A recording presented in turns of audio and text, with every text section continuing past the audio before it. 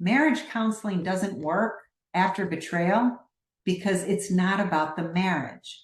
It's about patterning. It's about justifications. It's about somebody crossing their own moral line in the sand. It's about so many things that are deeper than the marriage. And that's why marriage counseling doesn't work. I mean, unless you have a therapist that's going to take each person on their own individual journey with their partner in the room listening, I don't know how that works out very well. But I guess then, yes, it can work.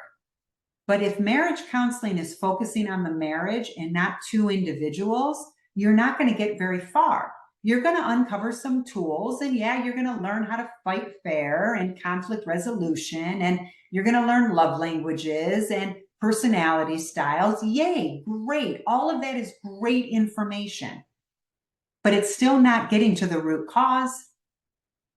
It's still not uncovering the boulders. Why didn't you have good communication? Don't just tell me that I need better communication. I want to understand, why didn't I have good communication? Why couldn't I? And if I'm an unfaithful partner, this is where I want to become curious about myself, right? If I'm in marriage counseling and the marriage counselor is saying, okay, you guys need to work on emotionally connecting.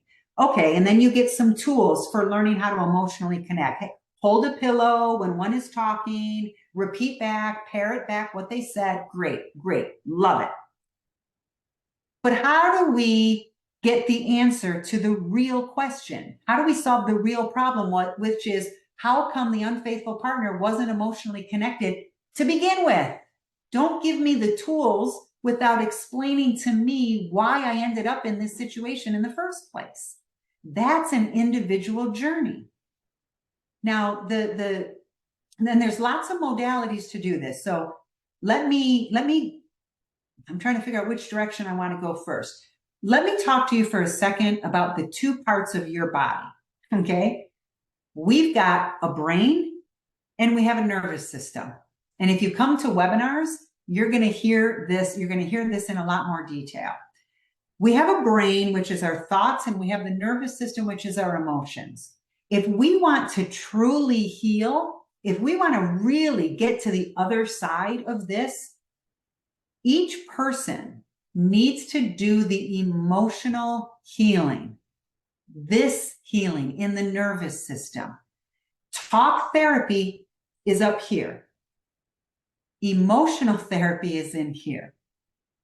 If unfaithful partners, and I'll say this, I was going to say this first, but I'm glad I waited because it's going to fill in much better right now.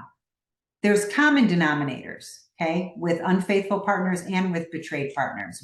There's some common denominators in both scenarios.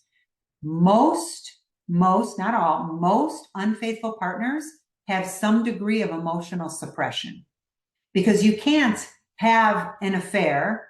And I'm going to be very graphic here. I say it like it is. You cannot go have sex with one human being that's not your partner, then come home and have sex with your partner.